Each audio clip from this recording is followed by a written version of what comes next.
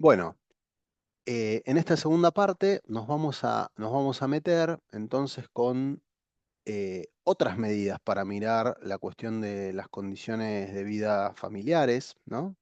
Desde una perspectiva, desde una perspectiva eh, que nos permita justamente crear algún tipo de medida sintética o resumen, ¿no? Em, para el análisis o para el abordaje de las condiciones de vida, ¿no?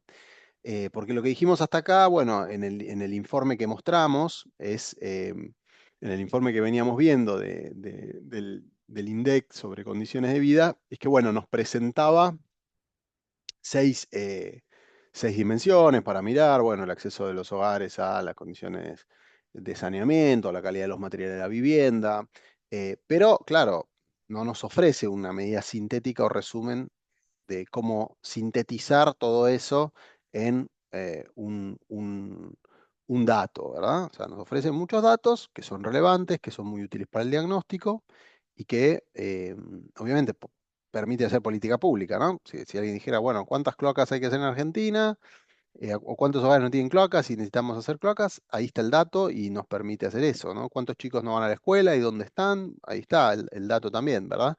De alguna manera, es lo interesante de estos informes de condiciones de vida, es que nos permiten justamente mirar los problemas de distintos aspectos de la realidad social y el incumplimiento o la falta de acceso a distintas dimensiones del bienestar, y eso la verdad que es un accionable, ¿no? Bastante concreto después para las personas que tengan que tomar decisiones, ¿no? O sea, sirve para el diagnóstico, sirve para la ejecución de política pública. Ahora, esta cuestión de mirar las condiciones de vida más allá de los ingresos y justamente preguntarse por la posibilidad de construir indicadores sintéticos o medidas resumen, es una preocupación de larga tradición para quienes se dedican al estudio de las condiciones de vida. Y específicamente, entonces, vamos a dedicar esta sección de la clase a mirar indicadores bastante conocidos de condiciones de vida que también tienen una producción, digamos, regular, ¿no? En el marco de la estadística pública. El primero es un índice muy conocido, es el índice de necesidades básicas insatisfechas, ¿no? Es un índice que remite a privaciones absolutas en diferentes dimensiones del bienestar y es una medida directa en el sentido de que está pensado como una medida de pobreza, ¿no? Pero pensada como una medida de pobreza enfocada en ver el acceso concreto que tienen los hogares a justamente cada una de una serie de dimensiones que se consideran especialmente relevantes, ¿no? Es una medida muy interesante para pensar la cuestión de condiciones de vida y de pobreza porque, digamos, es una medida que tiene una fuerte impronta latinoamericana, ¿no? O sea, se desarrolló o se incubó en el marco de de estudios conjuntos de la CEPAL y el INDEC, ¿no? En los años 80, pero bueno, ya recoge en realidad estudios previos, ¿no? Y fue pionera en la medición de la pobreza en América Latina, esta versión de la medición por NBI, ¿no? Por NBI. Y a mí me parece siempre interesante mencionar esto porque em, de alguna forma nos muestra que si bien hoy por hoy hay mucho debate, ¿no? En la medición de la pobreza sobre la cuestión de las medidas multidimensionales, por ejemplo, y con frecuencia se lo piensa como algo novedoso o reciente, ¿no? Esta idea de decir, bueno, hay una medida unidimensional de la pobreza, que es la medida monetaria, y en realidad hay que trascender esto, ir a lo multidimensional. Y eso de alguna forma parecería lo novedoso, pero en realidad esto no es tan así y hace ya muchas décadas que hay medidas multidimensionales, ¿no? El NBI es probablemente la medida más conocida y la más antigua en este sentido, ¿no? Hay una característica particular, ¿no? Que me interesa resaltar también de la medida de los índices de necesidades básicas insatisfechas, que es su fuerte asociación o su fuerte raigambre con la información de tipo censal, ¿sí? Em, es decir, los censos, como se ha conversado, ¿no? Los censos de población, hogares y viviendas, en todos los países latinoamericanos, pero digamos en el caso de la Argentina en particular, suelen hacerse cada 10 años, ¿no? Em, Digo suelen porque por distintas razones no siempre ha podido seguir justamente ese criterio de cumplimiento decenal de los censos, es decir, hubo un censo. El censo se desarrolló en el año 2001, se tendría que haber hecho en el año 2000, pero se terminó haciendo en el 2001. Después hubo un censo en el 2010 y después estuvo el censo que se realizó en el 2022, que se tendría que haber hecho en el 2020, pero estuvo la pandemia, ¿no? Entonces se pospuso y se terminó realizando en el 2022. Pero digamos, los censos son censos son relevamientos nacionales, donde se relevan a todos los hogares y a todas las viviendas de la Argentina y a todas las personas que viven en esos hogares, en esas viviendas, y tienen un gran privilegio los censos, que es que nos permiten ver, ¿no? Nos permiten, digamos, poner sobre el terreno dónde están las personas, dónde están ubicadas las personas, ¿no? Y si podemos ver dónde están ubicadas las personas, en los radios censales, donde viven, ¿no? Donde viven, podemos ver también, bueno, dónde están localizadas justamente las necesidades, ¿no? Si nosotros sabemos que dónde está un hogar, ¿no? Un hogar, una vivienda, en qué radio censal, vamos a decirlo así, ¿no? Para ponerlo en términos más estrictos, ¿no? En qué radio, dónde está un radio censal que se compone de varias viviendas. Bueno, ¿qué porcentaje dentro de ese radio censal, por ejemplo, no tiene acceso a cloacas? Por ahí es el 95 o el 100%. Bueno, perfecto. Entonces podemos localizar en el terreno, ¿no? Un radio censal en el cual los hogares que están ubicados en ese espacio geográfico no tienen cloacas, ¿no? Entonces uno diría, bueno, yo puedo cruzar con esa información que es georreferenciable, ¿no? O sea, puedo mirar, puedo elaborar un mapa, ¿no? De dónde están esas privaciones. Y esto estuvo muy detrás de la lógica del desarrollo de una medida como la del NBI, ¿no? O sea, la idea era mirar focalizadamente dónde estaban eh, estas privaciones y entonces permitir justamente una aplicación bien focalizada de política pública, ¿no? Donde hay un problema de asistencia a la escuela, donde hay un problema eh, de, de acceso a ciertas condiciones de infraestructura y habitabilidad básica, ¿no? Entonces, esto es algo que está muy en el origen o en el corazón de la medida de pobreza. Y de hecho, en 1985 se publica el llamado Mapa de la Pobreza en Argentina, ¿no? Que fue pionero en este sentido, ¿no? Y que ahora vamos a ver alguna cosita sobre este mapa de la pobreza en Argentina, que fue muy innovadora y que era un gran instrumento de política pública para ese momento y que hoy todavía se usa. Es decir, hoy estamos más habituados a esta información de los mapas por ejemplo, mapas de pobreza, eh, pero en rigor de verdad es algo que tiene una larga tradición, ¿no? Entonces, efectivamente, esta es la publicación un poco que yo comentaba recién, ¿no?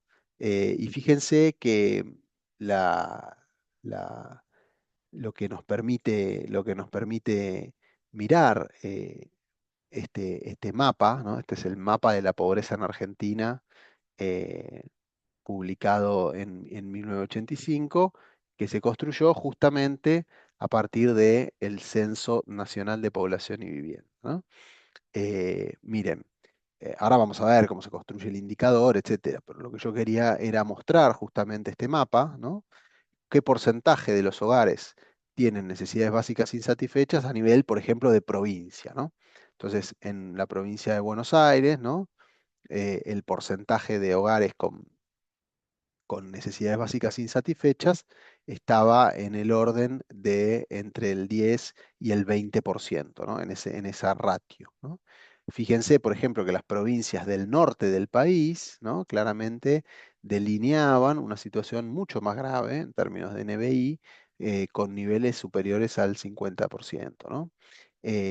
Las provincias del sur, por ejemplo, tenían una situación algo más favorable, ¿no? Con porcientos del orden del 20, entre el 20 y el 30, ¿no? Entonces, un poco la idea de esto es justamente, fíjense cómo esto se puede construir a nivel de grandes jurisdicciones o incluso algo también muy, muy innovador para la década de los 80, ¿no? La provincia de Buenos Aires, por ejemplo, este es el partido de Moreno, ¿no? Partido Moreno, cada uno de estos pedacitos que se ven acá son fracciones censales, ¿no? Fracciones censales se componen de radios censales, que los radios censales dentro de esos radios hay hogares, ¿no? Y fíjense qué importante esta información, porque en la fracción censal 10, por ejemplo, ¿no? Fíjense que una cosa que a mí me interesaba mostrar de acá es, bueno, yo puedo ver que en esta fracción censal, ¿no? Tengo una situación de condiciones de vida completamente distinta de esta que está acá, ¿no? Entonces, lo que esta información me permite mostrar, o sea, acá tengo muy poco déficit o muy poca incidencia, ¿no? Fíjense que acá está la referencia del mapa, ¿no? Tengo niveles de 10, 20% y acá tengo niveles superiores incluso al 50%, ¿no? Entonces, un poco la idea de esto es que nos permite mirar, eh, justamente nos permite ver cuánto incide la pobreza por NBI en distintas secciones, en distintas fracciones censales, ¿no? Entonces, es una información potente, eh, que obviamente tiene la desventaja, obviamente, de su desactualización, ¿no? Cada tanto, porque justamente es información que proviene de censos, ¿no? No proviene de encuestas, proviene de censos. Entonces, ¿cómo se construye el NBI? ¿Qué tiene atrás el NBI, ¿no? Bueno, es una medida de pobreza por carencias, ¿no? Y es una aproximación al llamado núcleo duro de la pobreza. ¿Por qué es llamado núcleo duro de la pobreza? Bueno, porque es efectivamente una medida muy exigente de pobreza, el índice de necesidades básicas insatisfechas. Es una medida multidimensional, ¿no? Se considera pobres por necesidades básicas insatisfechas a los hogares que presentan privaciones en alguna de las siguientes dimensiones. Hago esta aclaración importante, ¿no? Eh, que, que antes de meternos en cada indicador, que es esta cuestión de alguna privación. ¿Qué quiere decir esto de en alguna privación? Cuando nosotros tenemos una medida que, por ejemplo, examina 5 o 6 dimensiones de condiciones de vida, nosotros podríamos decir que un hogar que tiene una privación en una dimensión es considerado con déficit en la medida de privación, ¿no? Por ejemplo, un hogar que tiene carencia en el acceso a la salud es considerado con déficit en sus condiciones de vida. O bien yo podría poner criterios más exigentes. Por ejemplo, yo podría decir, bueno, no, el hogar tiene que tener 2 privaciones de 6, por lo menos, para que ser clasificado como en situación de déficit en condiciones de vida o de pobreza, por ejemplo, ¿no? Y eso va cambiando la medida, ¿no? Y en el caso de NBI, se considera con necesidades básicas insatisfechas a los hogares que tengan al menos una privación, ¿sí? Esto se llama el criterio de unión, ¿no? El criterio de unión es que con una privación se considera en situación de necesidades básicas insatisfechas. El índice NBI mide estas 5 dimensiones, ¿sí?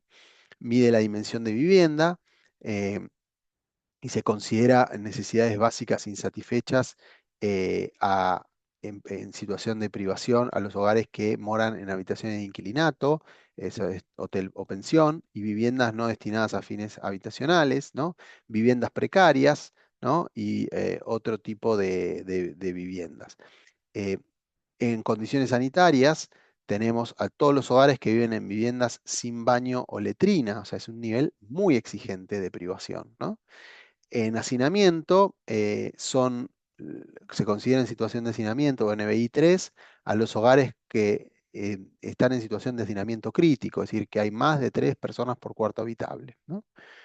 La medida de asistencia escolar, en la dimensión de asistencia escolar, se considera en situación de privación o de NBI a los hogares que tienen al menos un niño en edad escolar que no asiste a la escuela. Que ustedes acá ya se dan cuenta que son pocos en la actualidad, porque lo vimos en el informe de pH, si bien es para otro dominio y es a partir de aglomerados, es decir, es a partir de una encuesta, ya vimos que casi el 99% de los hogares que tienen chicos de 5 a perdón, casi el 99% de los chicos de 5 a 14 años van a la escuela, ¿no? Entonces, ya sabemos que estos son indicadores que van a tener poca incidencia, ¿no? Y por último, un indicador de capacidad de subsistencia que se construye con NBI, que es incluir a los hogares que tienen 4 o más personas por miembro ocupado y que tienen un jefe que no ha completado el tercer grado de escolaridad primaria, ¿no? ¿Esto qué quiere decir? Bueno, hay 4 o más personas por miembro ocupado, quiere decir que es un hogar que tiene muy poca capacidad de generar ingresos, ¿no? 4 o más personas por miembro ocupado. Imaginemos que en nuestro hogar que estuvimos viendo en las clases pasadas, teníamos 4 miembros, de los cuales 2 trabajaban, ¿no? Entonces ahí ya teníamos 2 ocupados, ¿no? Eh, y 2 personas que no generaban ingresos. Fíjense la exigencia que tiene el pensar 4 o más personas por miembro ocupado con un jefe y que además el jefe no haya completado el tercer grado de escolaridad primaria. O sea, no solamente es una tasa de dependencia muy alta, sino además que el jefe tenga un muy bajo nivel de estudio, ¿no? Entonces, este índice NBI lo que va a hacer es medir justamente la situación de privación o carencia, ¿no? Y acá les muestro resultados que generé a partir de el procesamiento propio de los datos del censo 2022 y les muestro cuánto incide cada una de las dimensiones, ¿no? Primero, cuál es el nivel de incidencia que hay en Argentina de NBI, o sea, hogares que tengan al menos un NBI de los que vimos antes, y luego cuánto pesa cada uno en el total, ¿no? Entonces, hoy en Argentina en 2022, mejor dicho, había 1.074.000 hogares con NBI. ¿M? Esto es el 6,7% de los hogares, es un número pequeño, parecido de alguna manera a lo que mide la indigencia, ¿no? O sea, en cuanto a nivel de incidencia. Y fíjense cómo se distribuyen cada una de las dimensiones, ¿no? Apenas el 0,8% de los hogares tiene un déficit de condiciones sanitarias, ¿no? Esto quiere decir lo que habíamos visto, sin baño o letrina, ¿no? El 2,6% está en hacinamiento crítico, el 2,8%, esto es 441.000 hogares, viven en una vivienda precaria o inconveniente. Lo que decíamos, ¿no? Muy poquititos son los hogares que tienen eh, déficit en cuanto a la dimensión de escolaridad, ¿no? Y también muy poquititos en lo que es la capacidad de subsistencia, ¿no? Uno de las cosas que uno puede concluir a partir de esto es que si dado que para estar en este 6,7% hay que tener un incumplimiento en alguna de estas dimensiones, podemos presumir que hay un bajo nivel de superposición entre estas dimensiones, ¿no? O sea, porque si uno hiciera la suma, estaría cerca de ese nivel del 6,7%, ¿no? Entonces, este es el índice de NBI y esta es su variación en el tiempo, ¿no? En el 2001 el 14,3% de los hogares tenían NBI, en 2010 fue el 9,1%, en 2022 fue el 6,7%, ¿sí? Fíjense cómo hay muchas diferencias jurisdiccionales, ¿no? Hay algunas jurisdicciones que le fue muy bien, por ejemplo, el caso de Santiago del Estero, ¿no? Pasó de 26,5 a 9,5. Hay jurisdicciones que han tenido menos reducciones relativas, como puede ser, por ejemplo, el caso de Córdoba, ¿no? y por supuesto de Cava, que apenas pasó de 7,1 a 4,8. ¿Por qué? Porque también el NBI, cuanto más bajo es en origen, bueno, después bajarlo es más difícil, ¿no?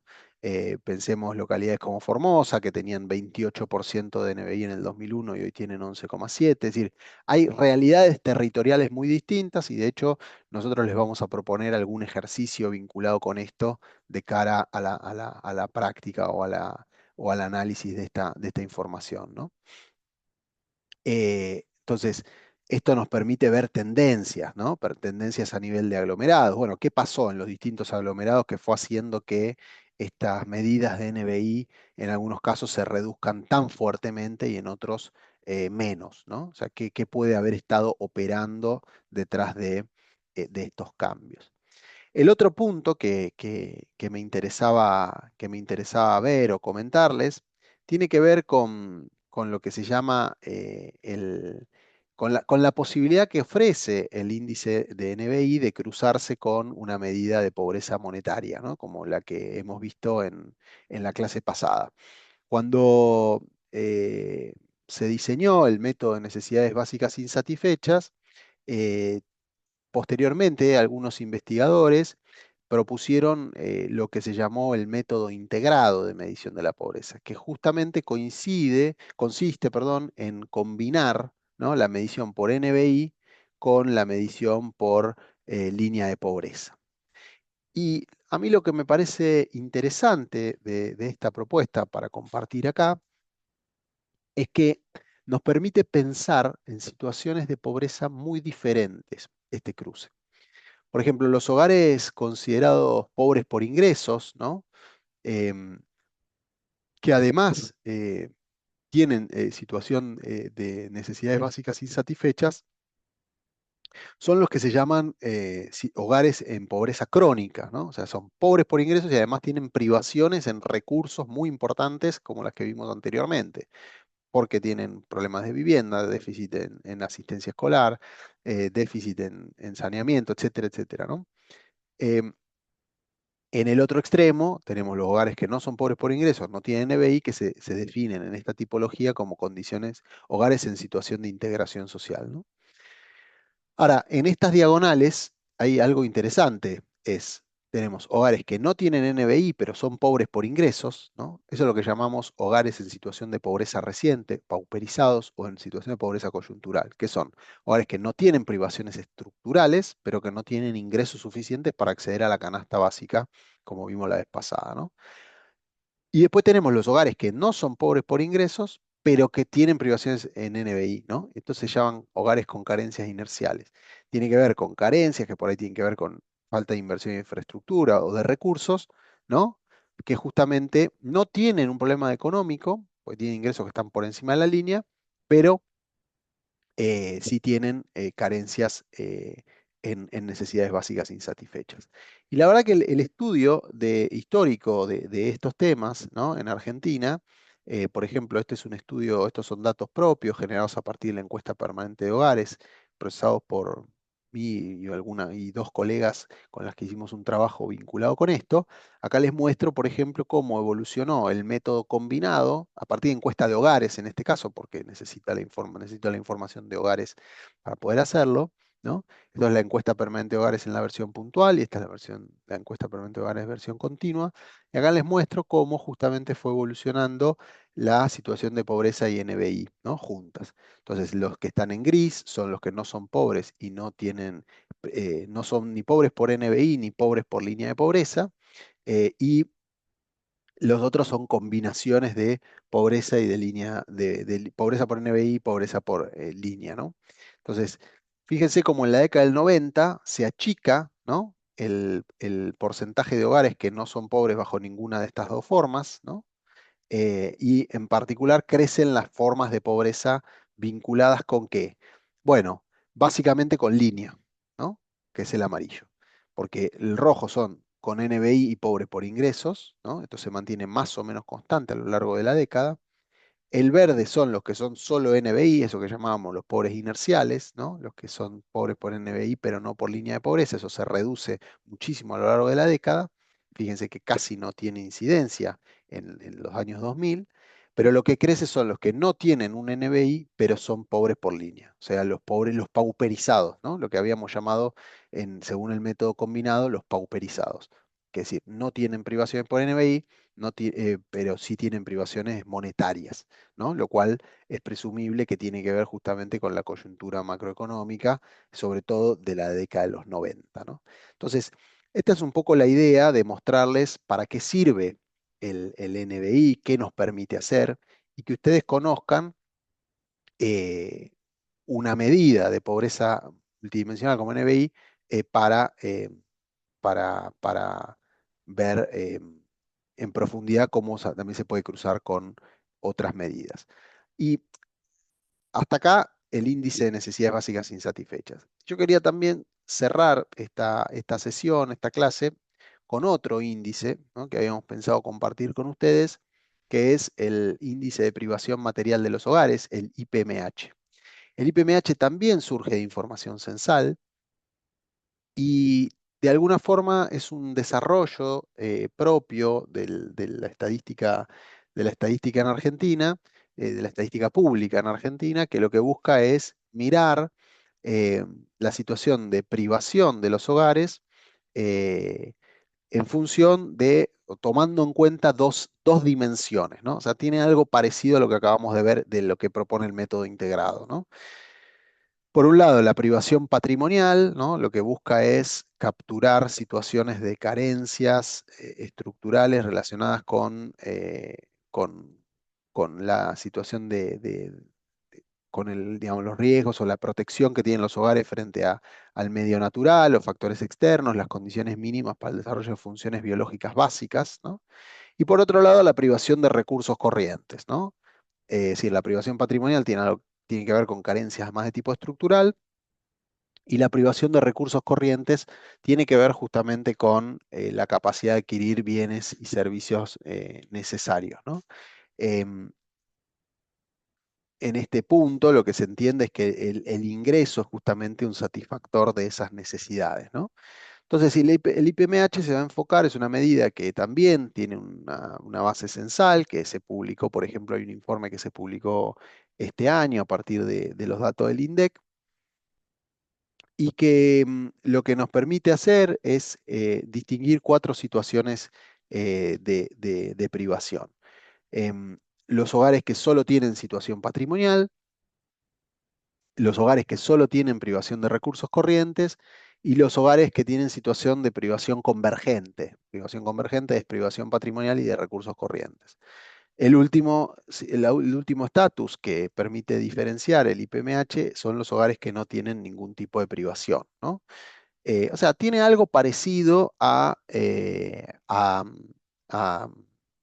el método integrado que combina privaciones estructurales en distintas dimensiones del bienestar con el método de ingresos o de línea, ¿no?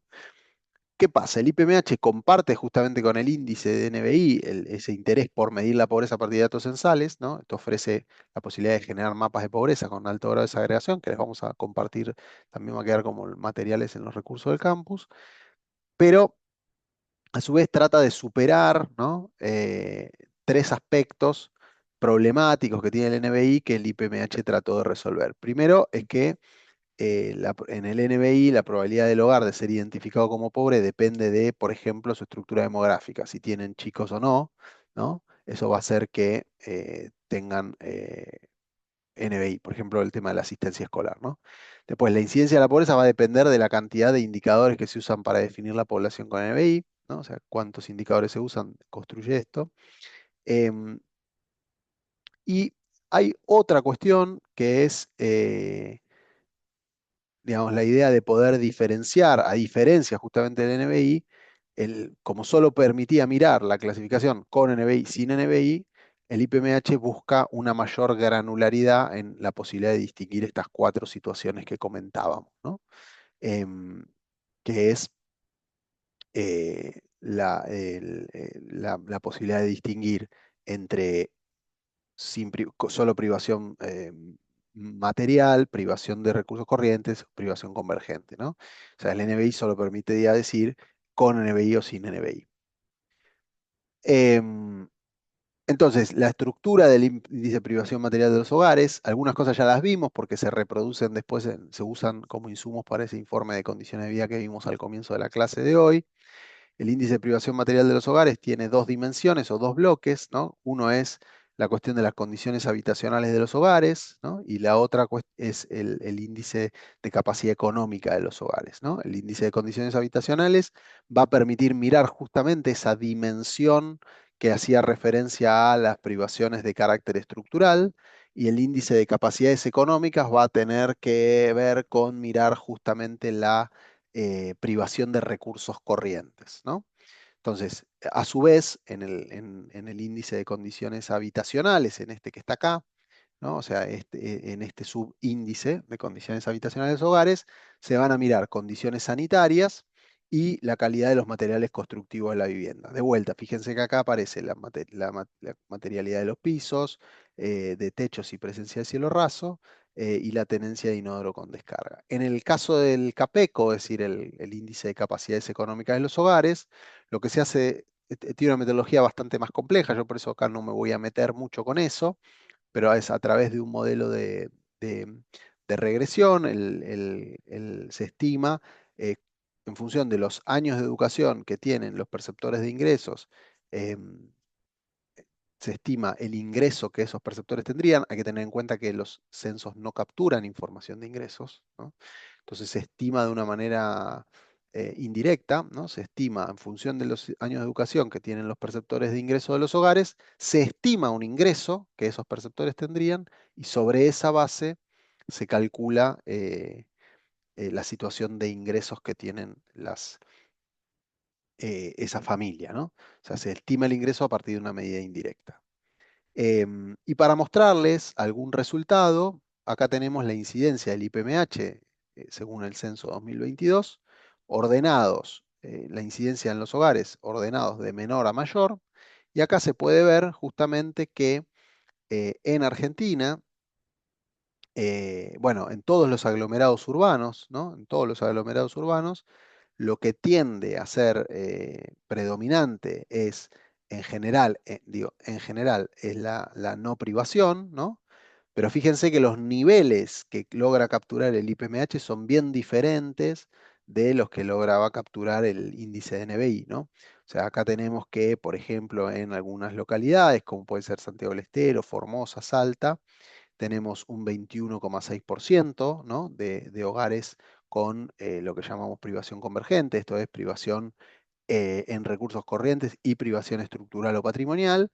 Y después tenemos un 17,7% que tiene privación patrimonial y un 17,1% que tienen privación en recursos corrientes. Esto es que los ingresos que reúnen son insuficientes para alcanzar una línea, un umbral mínimo de ingresos, ¿no? Entonces, fíjense cómo esto produce un ordenamiento, ¿no? También distinto al de NBI o en algunos aspectos más convergentes. Los niveles son más altos, ¿no? Y a su vez también esto se puede mapear, ¿no? Y se puede analizar dónde se encuentran esas situaciones de privación material de los hogares, ¿no? De vuelta, acá esto es información censal, entonces se podrían hacer análisis bien desagregados, eh, llegando incluso a la localización territorial de los hogares. Bueno, hasta acá hemos visto distintas formas de abordar la cuestión de las condiciones de vida desde una perspectiva no monetaria, eso es lo que tratamos de ver hoy, y la verdad que nos propusimos ir más allá de las medidas de línea de pobreza, y les vamos a dejar también algunos materiales para poder ir justamente consultando y pensando distintos aspectos de esta propuesta. Bueno, les agradezco mucho la atención y estamos, por supuesto, siempre a disposición a través del campus virtual.